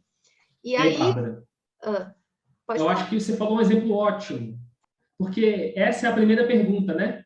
Agora, a outra pergunta é, para que eu quis ferir? E aí isso vem na análise mais profunda, né, dessa intenção, né? Porque a impressão, desculpa te cortar, porque eu acho que você tocou num ponto tão importante, que assim, para que eu quero ferir o outro? Aí eu posso chegar na conclusão de, por exemplo, porque eu acho que tinha que ser feita justiça. E para que eu queria justiça? Para sentir que as coisas ficaram em seus lugares. Porque eu tinha necessidade de enxergar as coisas em harmonia, em ordem, e aí eu escolhi a vingança. Só que olha só, quando eu chego nesse ponto de que eu queria as coisas em ordem, eu posso qualificar a intenção e dizer o seguinte, se o que eu queria era essa sensação das coisas em ordem, quais formas melhores de fazer isso? Que vão ser boas para todo mundo. E eu vejo que qualificar a intenção passa muito por aí. Porque quando eu não paro nessa pergunta e falo assim, não, a minha intenção era machucar. Era, mas o que motivou querer machucar? O que motivou querer justiça? Quando eu faço isso, eu vou chegando mais na base e aí eu consigo qualificar a intenção para que o meu comportamento esteja mais convergente com o maxi-mecanismo interassistencial. E aí eu posso descobrir que nem precisava disso. Era um monte de coisas ali, de valores, igual o Eduardo trouxe, né? Às vezes a justiça é um valor para mim. E se eu vou aprofundando, eu vou vendo que, poxa, tem coisas que já estão ultrapassadas, tem valores ultrapassados. E essa análise mais profunda da intenção, mesmo quando a gente chega em intenções assim, a minha impressão, a minha experiência é de que o que a gente sente é expansão, é clareza, É mais convergência com amparo. Não é punição. Então, quando a gente examina a intenção de forma profunda, não é mal-estar e é clareza e vontade de acertar. É expansão. Chegou no cerne, a coisa abre e a gente tem mais clareza do que fazer daqui para frente. É mais para frente, não é do martírio. Faz sentido? Samir, pode comentar. Vamos ver se eu pego um pedaço aí, René. Parabéns aí pela exposição. Quando eu penso na intenção, de a gente analisar a intenção, é como se a gente quisesse dar um drible assim, e pegar o que a gente tem hoje e pegar uma conduta e ir lá estratificar a conduta e ver o que está por trás realmente dela, né? O estudo da intenção é mais ou menos isso que tu trouxeste, né? Mas quando eu fico pensando assim de uma escala maior, eu vejo que necessariamente tu tem que conhecer teus valores, que são aqueles fundamentos da intenção que estão ocultos, né? E que qualificar a intenção passa necessariamente pela renovação de valores, que é você mexer naquela estrutura. E o que seriam os valores? Os valores são aqueles, digamos assim, parâmetros, né, que você estruturou na tua evolução até então, né? Não podemos esquecer que a gente tem uma base animal, né? A nossa base, nós pilotamos um bicho, né? E esse bicho tem necessidade de comer e assim por diante. Então, esses são os primeiros valores, os valores da sobrevivência, né? Então, quando a gente encontra, hoje mesmo, que a gente faz uma análise da intenção, né? Pega no momento de hoje, dá esse drible e já vai analisar direto a intenção, às vezes a gente encontra ali uma justificativa embasada num valor que ele é instintual, que ele é muito grosseiro, ele é muito básico. Aí sim, você vê, você tem que mudar esse negócio, né?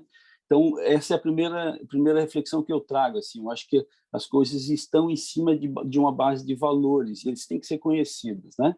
E eles são naturais, né? E uma outra coisa que me ocorre é que, para a gente analisar esse negócio, a gente pode fazer uma outra estratégia, que é essa que a Maria José trouxe. Eu acho que é legal o que ela trouxe, assim, que foi esse negócio, assim, como é que eu sei se eu estou fazendo alguma coisa ruim ou boa nesse momento? Você pensa no aspecto evolutivo. Quando você pensa no valor evolutivo, na abordagem, né, no approach evolutivo, você vai trazer necessariamente o teu melhor, né, como um balizador, né, as tuas melhores balizas, assim, para você mensurar se você está fazendo algo que atende a ti e ao outro, né? Porque esse é um outro detalhe interessante na análise da intenção. Parece que a boa intenção, a intenção cosmoética, é aquela que ela vê o outro em primeiro lugar, né? Mas o âmbito pessoal sempre vai ter que ser atendido em alguma ordem. Então, me parece que a intenção cosmoética ela também leva uma parcela do autoatendimento, né? Então, eu vejo que a coisa não é essa coisa da intenção homeostática, abordar só a assistencialidade, a heteroassistencialidade, acho que tem um gap aqui, né? Então, a boa intenção parece homeostática, é essa que leva uma boa dose de equilíbrio, né, na manifestação, onde ela atende a contento todas as partes. Eu fiz várias observações, vai contigo aí, René. Excelente, Samir. Quando a gente fala, por exemplo, que aconteça melhor para todos, a gente é todos também, né? Exato. A gente faz parte do todos. E se a gente não cuidar das nossas necessidades, daqui a pouco alguém vai fazer isso por nós. Vai ajudar, vai aparecer. Então, eu concordo com você que quanto mais complexo é o nosso pensamento, quanto mais a gente expande a nossa cognição e percebe a integração das coisas, as nossas necessidades, as dos outros, as redes de relações, mas a gente vai percebendo que o que de fato é bom para nós é bom para os outros. De verdade, lá na raiz é bom. Se está fazendo mal para o outro, possivelmente não é a melhor estratégia, né? Então, muito legal. Eu gostei muito das observações. E aí, quando você falou dos valores, super importante mesmo examinar os valores. Queria escutar, Eduardo, você um pouco mais, que você levantou a bola. O que você pensa dessa coisa dos valores? É uma coisa interessante que eu não tinha pensado na hora que estava elaborando os materiais aqui. É que eu acho que os valores, eles vêm antes, né? Porque eles são aquilo, o resultado daquilo que te norteia, talvez até antes da intenção, mas isso foi uma pergunta, eu também não sei a resposta, né? Queria justamente ver se é que tem uma diferença, né, Renê? Talvez não tenha uma diferença na prática entre valores, intenção, isso que eu queria entender, que você explorasse um pouco mais isso, porque valores a gente vai construindo ao longo das vidas, né? Então tem muito a ver com a sua paragenética, tem a ver com a sua cognição, de fato, a sua cognição, vamos dizer assim, da sua holobiografia. E a intenção talvez seja uma seta mais pontual, que em cada momento de decisão você toma uma decisão ali, né? Uma intenção de acordo com um contexto. Talvez o valor seja uma coisa mais permanente e a intenção seja a expressão momentânea desses valores. Não sei, o que você acha? Talvez os valores estejam ali com as necessidades, né, Renê? Na base do processo. A minha impressão nesse sentido é que tem as necessidades que são universais, que aparecem para nós enquanto demandas, que vão nos impulsionando para a evolução. A vontade, que esse impulso de atender a necessidade e a intenção é como. Agora, nós vamos aprendendo ao longo das vidas a enxergar o mundo de determinada forma, a nos relacionar conosco e com os outros. A gente vai criando a nossa forma de enxergar o mundo, as nossas crenças, os valores. É a forma de elaborar e interpretar a realidade. Então, quando você fala de valor, Eduardo, eu estou pensando nisso, assim, de que isso que você chamou de valor, né, que você trouxe para a conversa do valor, é essa estrutura de conceitos, de o que eu dou importância, de princípios, é aquilo que norteia o jeito que eu olho para a vida, que me faz olhar, por exemplo, para esse copo d'água. Então, dos meus conceitos, eu já sei que isso aqui é um copo, que isso é água que eu posso beber. Essa é a minha forma de estruturar minha relação com o mundo.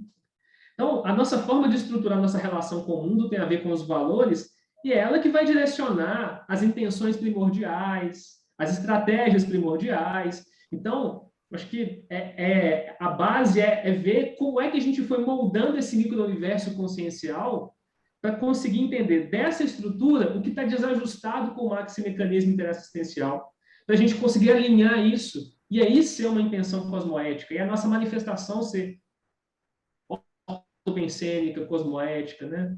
Você ia falar? Eu estava pensando se os valores eles estão mais na raiz, não sei se é isso que você está concordando, né, Renê?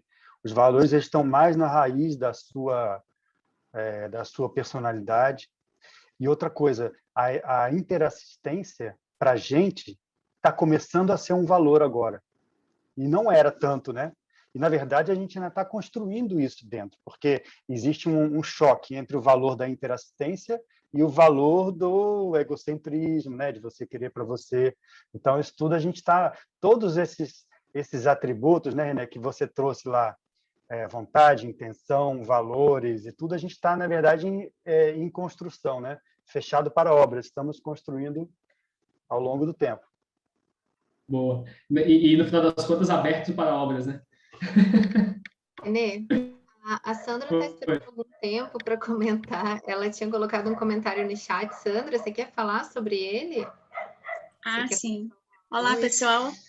Eu estava estudando o paper e aí eu li aqui a sinergismologia. É o segundo.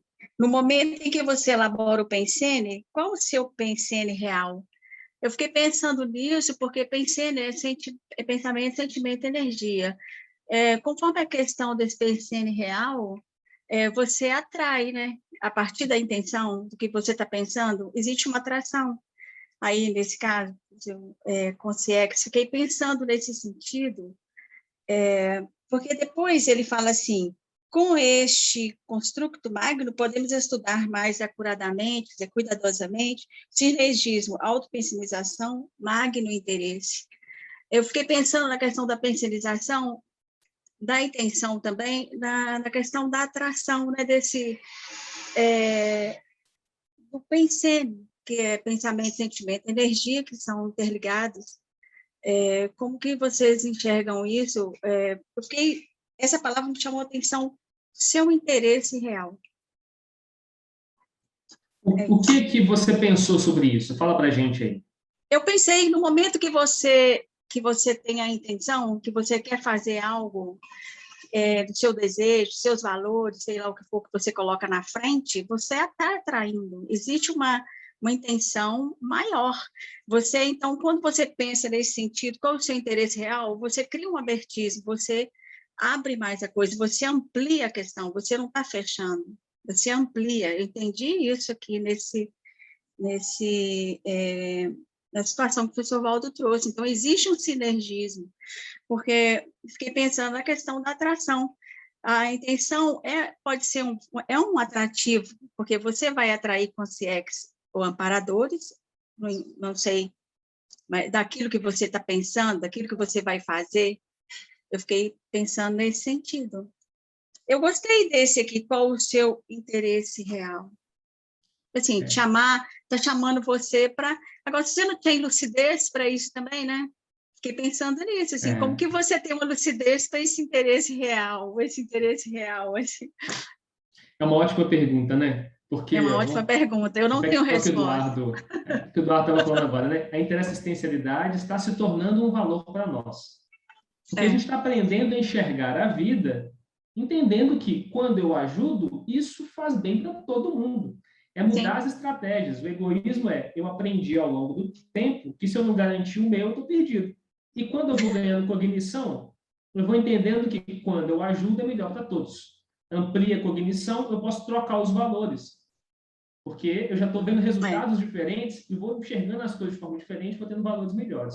Agora, na construção, por exemplo, da intenção de assistir. Quando pergunta a real intenção, né? Vamos pensar numa situação de voluntariado totalmente hipotética, que nunca deve ter acontecido em lugar nenhum, em nenhum grupo de voluntariado da Conscienciologia, nunca. A pessoa se chateou com alguém, se sentiu prejudicada com um colega de voluntariado. Ficou chateado com ela, achando que ela cometeu uma grande injustiça. E aí, esse colega de voluntariado, um dia, precisa de ajuda. Aí você vai lá e fala, vou ajudar. Qual a sua intenção? Assistir. Quando você fala, assistir. Se você perguntar para você assim, qual que é a minha real intenção? Pode ser que, de fato, você tenha limpado a situação e vai lá assistir. Mas pode ser que você está por dentro assim, eu vou mostrar para essa pessoa quem é que é o mega assediador, né? Falou que eu sou assediado, eu vou mostrar para ela que eu sou amparador. Vou assistir agora para ela ver como é que eu estou. Então, qual é a real intenção? O que está me movendo de verdade? O que está me fazendo agir de fato? Eu acho que quando pergunta assim a real intenção, o que está movimentando a minha vontade de fato para que eu vá lá e faça algo? É essa intenção mais bonitinha, mais limpinha que está aqui na minha frente, que todo mundo gosta, que todo mundo aceita? Ou será que tem outras juntas? Pode ter a de assistir junto com essa de mostrar para o outro agora que você é que está melhor. Então, acho que está nessa direção de intenções coexistem, e se tiver essa intenção de mostrar para o outro, examine essa intenção, aprofunda nela, vê se essa é a melhor forma de fato de conseguir o que você quer, vê se há de fato necessidade disso, se isso vai fazer bem para você de verdade a médio e longo prazo, se vai fazer bem para os outros. Isso, eu acho que é qualificar a intenção a partir do momento que a gente abre a possibilidade de que o que está acontecendo dentro de nós apareça.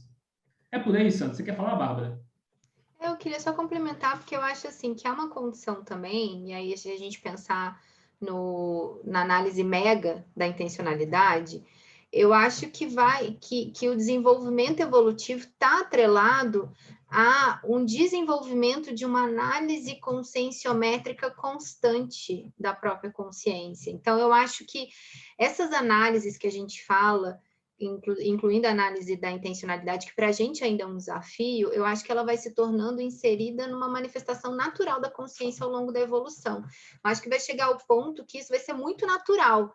E aí a gente vai conseguir identificar de forma mais clara e rápida aquilo que realmente está estruturando a nossa pensenidade e a nossa intencionalidade. Mas é um processo também, né? Mas eu acho que eu entendo que é por aí o processo evolutivo. Eu acho que esse olhar que a gente tanto fala de observador, pesquisador, de nós mesmos, é o caminho para a gente desenvolver isso. Então, esse negócio da gente analisar, por exemplo, a nossa intencionalidade como unidade de medida consciencial é um pouco por aí, né? De realmente a gente, apesar dos desafios que a gente tem com isso, da gente tentar naturalizar ao máximo isso na nossa forma de se enxergar e de se relacionar com o mundo. Eu queria só complementar esse lance que a Bárbara pegou agora, esse ponto, que é o seguinte, René, ver se você concorda com isso. Eu não tenho conhecimento de todas as minhas intenções implícitas, né? Que vêm grudadinhas junto da intenção principal, né? Então, eu posso, nesse caso que você deu aí de ajudar o colega, tal, e a pergunta que eu faço é a seguinte: o que seria mais interessante? Ajudar mesmo assim ou não ajudar nessa condição? Né? O que você acha? Ideal? Não, o que seria, por exemplo, eu peguei a ponta da Bárbara porque ela falou da questão do continuismo, né? Da análise conscienciométrica, para a gente ir burilando isso aos poucos, né? E aí eu peguei o teu exemplo, né? Eu vou ajudar o colega porque eu vou assistir mesmo ou porque eu tenho uma vingança, um sentimento de vingança implícito ali de uma outra que ele não me ajudou, coisa parecida, né? Então, o que seria mais adequado, assim, eu sabendo que a minha intenção ela não está devidamente homeostática, mas eu ainda assim ajudo ou não? O que você acha? Minha opinião, qualifica a intenção. Eu acho que a gente ainda, nossa interassistência, Samir, em geral, ainda é muito pautado no acerto e erro. A gente erra muito ainda no processo interassistencial, mas eu acho que faz parte do processo evolutivo, esses erros. A questão é qualificar a qualidade dos erros, o nível dos erros e a persistência dos erros. Aí sim, eu acho que é válido avaliar, né? Dentro da nossa capacidade atual também. Mas Bárbara, eu, dentro daquilo que tu acabaste de dizer, eu gostava também de chamar para aqui um aspecto que é a qualidade do efeito da intenção. Ou seja, nós fazemos qualquer coisa, não é? Numa ação ou na pensonização. Há um efeito, quer dizer, que às vezes nós conseguimos ver no outro. E isso também pode ser uma forma de nós fazermos aqui uma avaliação desta intenção, também, penso eu. Uma forma inteligente, né, Cândida? O efeito é uma forma inteligente de qualificar a intenção. Muito bom. Aí, antes de comentar, diga lá, Eduardo, que você levantou a mão aí. Não, que essa pergunta do Samir foi muito boa, né, Samir? Excelente pergunta. E, assim, eu estava pensando, assim, eu acho que se você identifica, nesse caso, que a sua intenção não é boa, a gente deve usar aquele princípio de se abster. Essa é a minha opinião pessoal, né? Se você identificou que não está indo com boa intenção, não vá. Porque não vai ser bom para você, não vai ser bom para a pessoa que você pretende, né, na sua intenção não qualificada, estar junto, e você vai acabar não assistindo de fato. Então, essa interassistência não vai acontecer nesse sentido. Então, às vezes, é melhor dar um passo, recuar, refletir, e aí, como ele falou, volta em outro nível. Aí sim você pode fazer reconciliação e tudo mais. Mas isso não depende de qual necessidade que está sendo posta? Depois, deixa eu dar um exemplo pessoal, porque eu passei por uma situação exatamente essa que vocês estão falando aí, da pessoa. A pessoa não gostar de mim, eu ter uma dificuldade com a pessoa, e eu saber, outras pessoas me dizerem, bah, essa pessoa fala de mal de ti em tudo que é lugar e coisa. Daí ela teve um problema de saúde, e como eu trabalho na área da saúde, com o filhinho dela, ela veio até mim. Na hora eu pensei assim, puxa, eu pensei nisso, sabe? Poxa, a pessoa não gosta de mim, mas eu não vou deixar de ajudar na questão da saúde, né? Daí eu fui lá e ajudei e tudo, prestei assistência, fiz o melhor que eu podia na assistência lá. E isso gerou um desassédio em relação a essa pessoa, que foi uma coisa que eu nunca imaginei que posteriormente pudesse acontecer, sabe?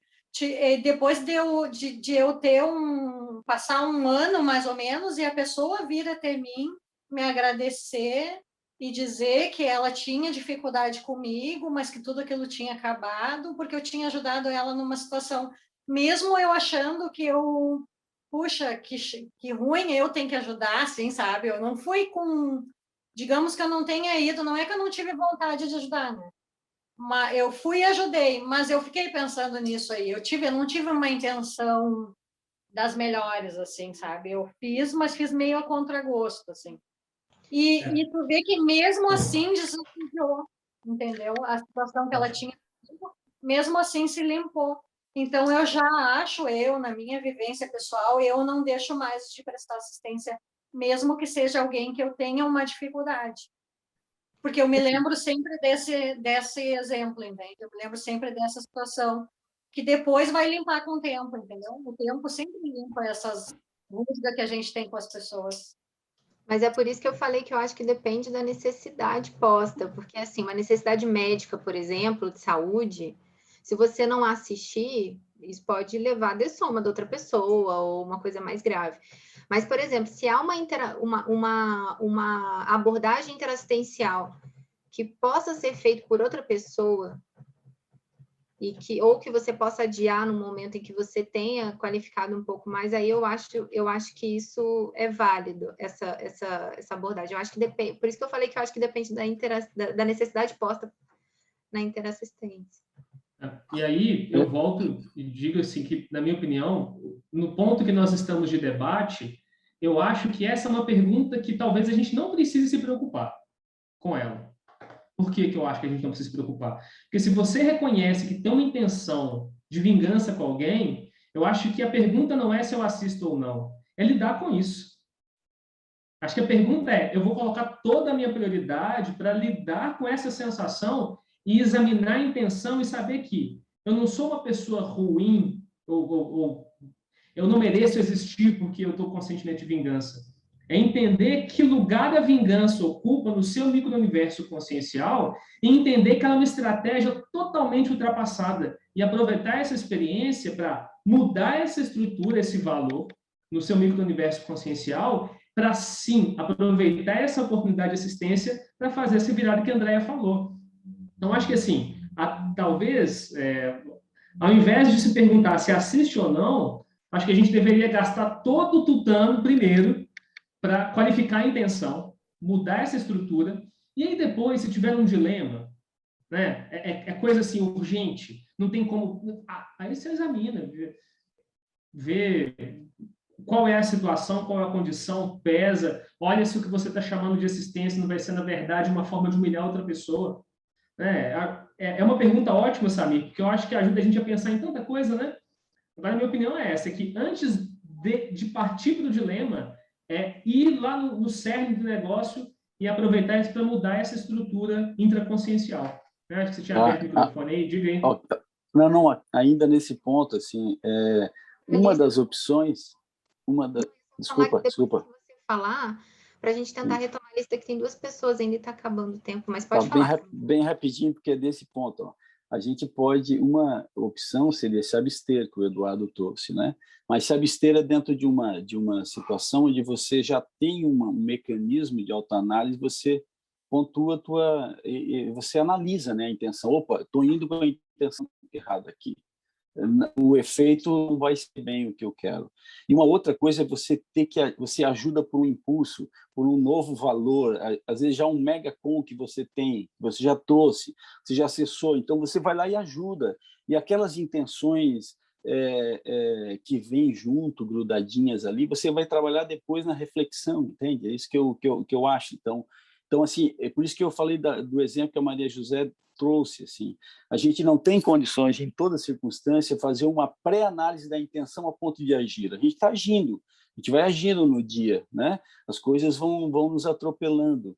E ter esse balizador, né, daquilo que é evolutivo, daquilo que é assistencial, talvez eu possa fazer esse monitoramento da intenção e para ir aperfeiçoando aos poucos, sempre com um pouco de delay, vocês entendem? Onde eu quero chegar? Seria uma outra opção. E aí, Samir, para a gente para a lista, eu estava pensando, né, preparando material também, estudando, que acho que a gente pode desenvolver uma sinalética da intencionalidade. Fazer isso com tanta frequência e com tanta profundidade que a gente não vai precisar parar para examinar a intenção. nós vamos ter os nossos sinais de quando a intenção está anticosmoética e quando ela é ortopensênica. Então, eu acho que é possível. Na minha experiência, eu tenho observado alguns sinais específicos de mapeamento de intenção e, de repente, isso pode ajudar a diminuir esse gap. Vamos lá? A lista? Alexandre? Em primeiro lugar, tudo bem, achei bem legal o debate. É uma pergunta que eu me faço aí desde que eu sou pequeno, né? E é uma coisa que a gente fica correndo atrás do rabo, mas fazendo uma engenharia reversa, assim, engraçado. Eu, quando tinha uns 15 anos, assim, estava no auge da minha doença mental, eu estava no ônibus e um amparador falou para mim, eu estava muito estigmatizado, estava me estigmatizando demais, assim, falando, não, pô, eu sou totalmente maluco, mesmo mal, penso mal das pessoas, e ainda penso, né? E eu concordo com isso aí, a gente tem uma escala de valores, uma escala de intenção que vai desde as necessidades básicas, e tem um monte de ramos aí psicológicos, e algumas intenções melhores já, né?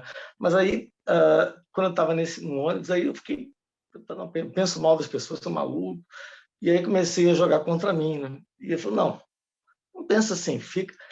Aí, olha, o importante, onde eu vou chegar hoje, é manter o abertismo consciencial, a sua flexibilidade mental, porque, como você fala assim, o nome, quem está estudando evolução, né?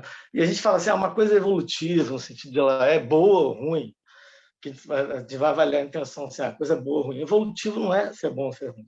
Evolutivo é se dá margem para a expansão. Se você está no seu limite, se você tem abertura, flexibilidade mental para questionar se você está certo ou se você está errado. E aquilo ali tem que ter uma margem de flexibilidade, senão aquilo não expande.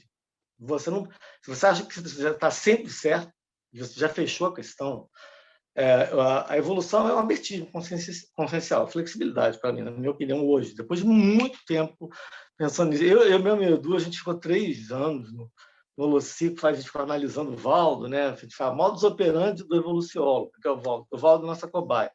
O que ele faz? Ele não é só a intenção, ele usa mais, ele usa o discernimento, o parapsiquismo, para saber qual a necessidade real evolutiva da pessoa. E ele não está comprometido com se você está falando a verdade ou não para a pessoa, ele está comprometido com a assistência e a intenção dele é ajudar. Mas isso é aquele nível dele. Eu não consigo ter aquele nível de inteligência evolutiva. Agora, eu acho que aí eu comecei a pensar, não, então a minha verdadeira intenção é melhorar a minha intenção, né? Que acaba também sendo uma coisa que você está correndo atrás do rabo. E o mesmo pensamento que o senhor falou ali, mas eu acho que essa estrutura não é hierárquica, né? Porque o discernimento... eu vou botar o discernimento em cima do... Será que eu posso botar o discernimento em cima da intenção? Porque alguma hora, para decidir que eu tinha que melhorar a minha intenção, eu tive que usar o meu discernimento. Então, tem outro tipo de relação, não necessariamente hierárquica, né? Mas eu acabo achando que o discernimento é mais importante mesmo, porque eu tive que ter discernimento para resolver, melhorar a minha intenção em algum ponto. Mas o ponto disso tudo, eu acho, que vem da palavra evolução. Porque na hora que eu usei esse discernimento, eu tive que duvidar das minhas certezas. E para isso eu tive que ter abertismo. E evolutibilidade, evolução, eu acho que é esse abertismo lá na fronteira para que você possa realmente sair do lugar que você está. Porque, assim, no final das contas, você pode usar todos os seus recursos que você tem de coerência. Uma coisa que me chamou muito a atenção depois desse período que eu discuti muito isso com o Edu, fui fazer uns cursos de conscienciograma e vi aqui que na página 17 o Valdo põe a coerência como uma medida, a unidade de medida da moral, né, da cosmoética, a coerência. Mas eu fiquei pensando, tudo bem, para você ter coerência, você tem que ter muita autocrítica, ser autoincorruptível, você pega a opinião de todo mundo, você paga um cafezinho para os outros, você pode me dizer o que você acha de mim mesmo, para o meu ponto cego e tal.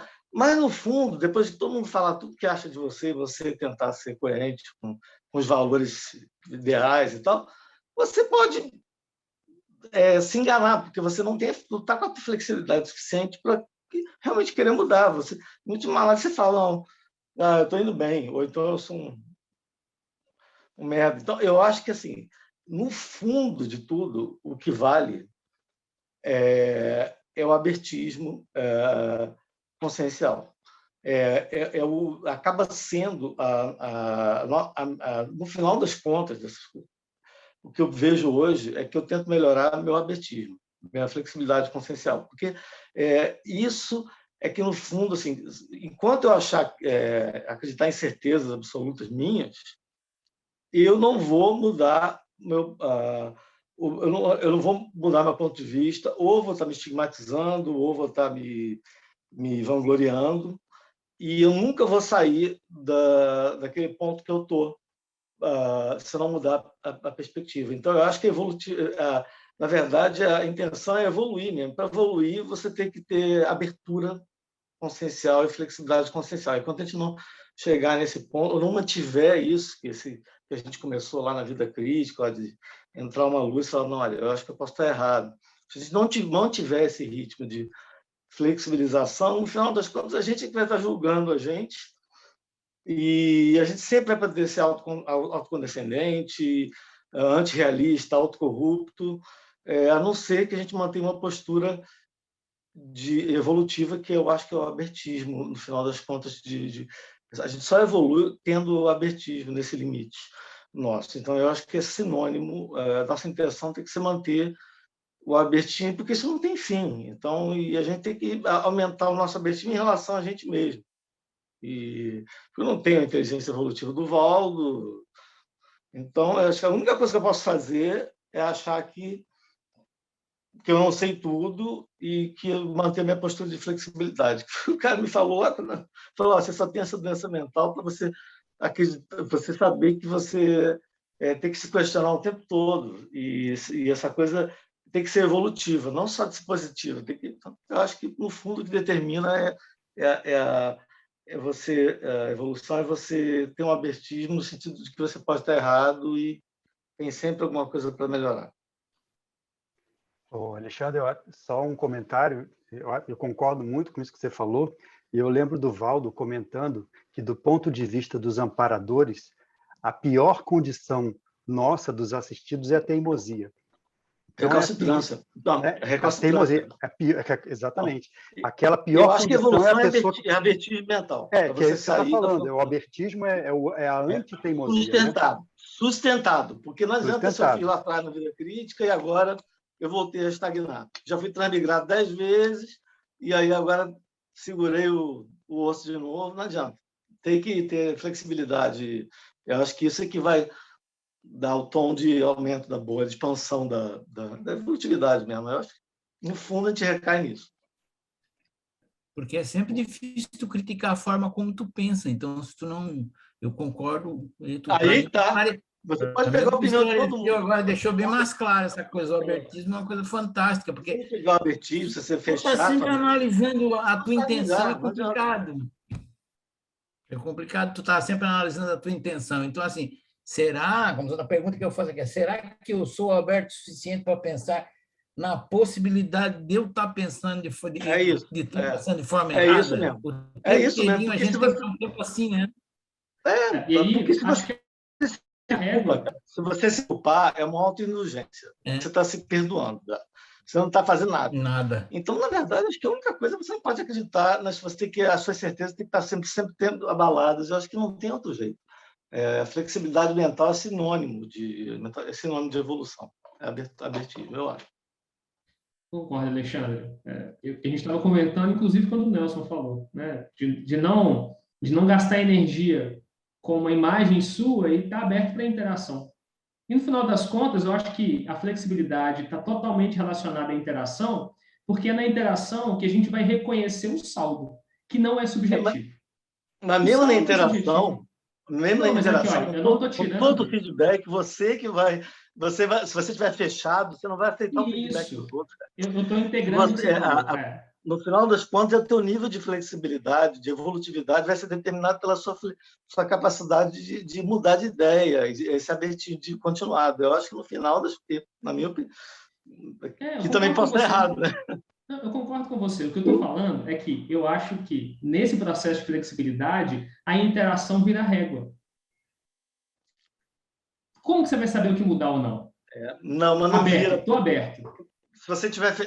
Não, cara, mas se você não, tiver fechado... fechado... Estou aberto. Vem cá. Estou aberto. O que determina se eu vou mudar ou não? Eu vou mudar tudo? O que determina a sua intenção de realmente mudar. Porque podem te falar o que quiser, que ninguém vai... Oi? Para onde? Eu estou aberto e vou mudar. Para onde? Não, a flexibilidade, cara, minha abertura para mudar de opinião. Não, tudo bem. Para onde? Para onde? Não, a mudança, evolução é mudança, para melhor, minha opinião, para melhor. Isso. E aí o que eu estou dizendo é... E isso, concordo. E aí o que eu estou dizendo é a flexibilidade qualificada na relação, considerando o que é melhor para todos. Eu só estou colocando um ponto dentro disso que você está falando. Sim, mas o que é melhor, até o que é melhor para todos e um valor é uma coisa que você está fixando. Entende? Não tem, esse troço não tem fim. Se você fixa um valor, a discrepância, a incoerência entre o teu valor idealizado e o que você está falando, em última análise, quem vai determinar se você está no caminho certo ou não, mesmo você ouvindo feedback de todo mundo, é o seu nível de abertismo mental. Oi? É porque eu não estou falando de ouvir feedback, eu estou falando do saldo. Porque você fala mudar e flexibilidade, você pode mudar para qualquer lado. Não, estou falando Alexandre, eu acho que o René está querendo trazer um ponto importante, que é o seguinte, né? O abertismo é o primeiro passo. Agora, o discernimento ele tem que estar junto. Senão, esse abertismo ele pode... É aquela coisa, você abriu e você pode ir para qualquer direção, porque você é um cara aberto. Isso. Mas assim, o discernimento ele vai modular e vai dar vamos dizer assim, a direção de onde você vai, né, René? Acho que você está querendo trazer essa questão do discernimento. Não, mas né? quando eu virei lá atrás, o que mudou? O meu discernimento ou a minha flexibilidade? Eu devo falar assim, olha, eu posso estar errado. Eu comecei, por exemplo, eu quero aumentar meu nível de empatia com as pessoas, tá? Eu quero aumentar meu nível de empatia, que eu acho péssimo, tá? Em algum momento, meu discernimento mudou de uma hora para outra. O que mudou foi falar, caraca, eu estou na merda agora, estou pensando que posso estar pensando errado. E eu abri um pontinho de luz e entrou na minha cabeça. E aí começou o discernimento. Eu acho isso assim, na verdade é meio Tostines, né? Quem veio primeiro, né? Mas... O Alexandre, eu penso que... O abertismo, para mim, já existe um autodiscernimento. Só que precisa qualificar, né? Eu concordo isso, Alexandre. Quando você levantou essa bola do abertismo, eu concordo demais. E eu penso que, na base, o processo evolutivo, o fluxo evolutivo, ele parte do abertismo, senão não há mudança, não há nada.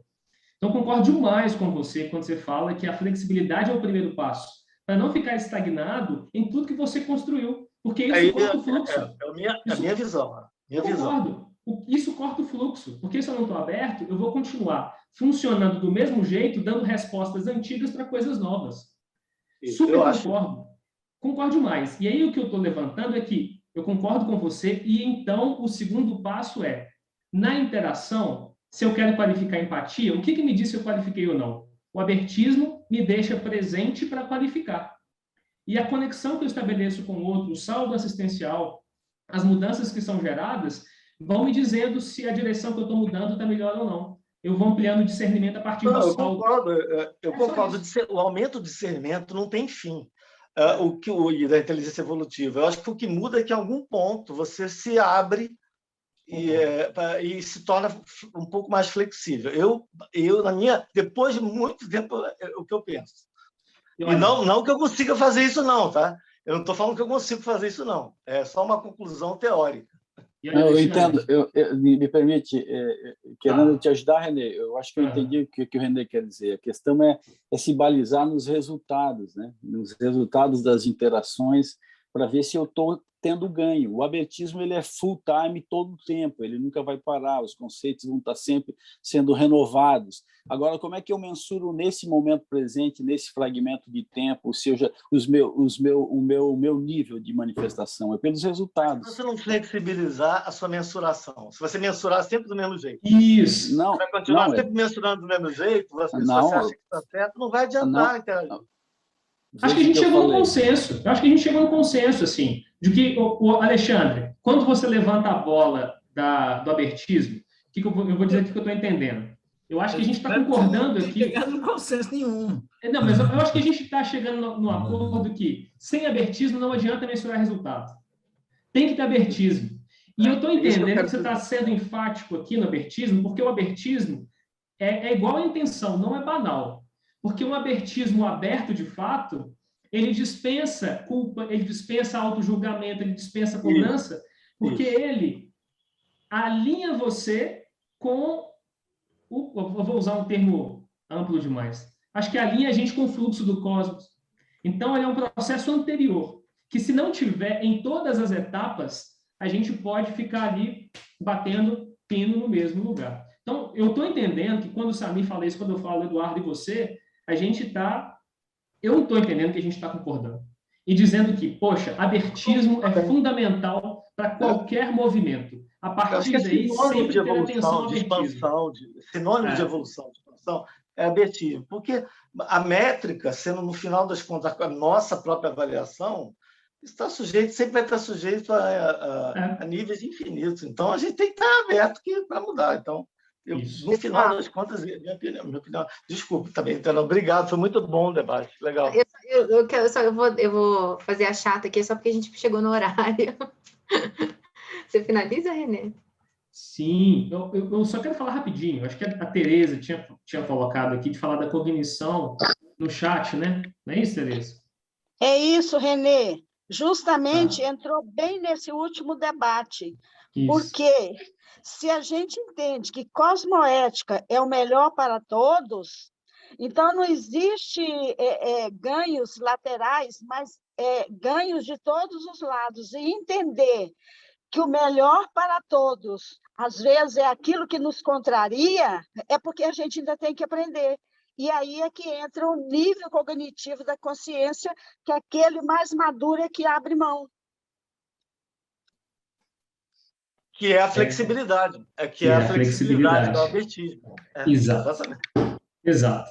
Então, eu acho que foi um ótimo debate em muitos níveis, em muitos momentos, né?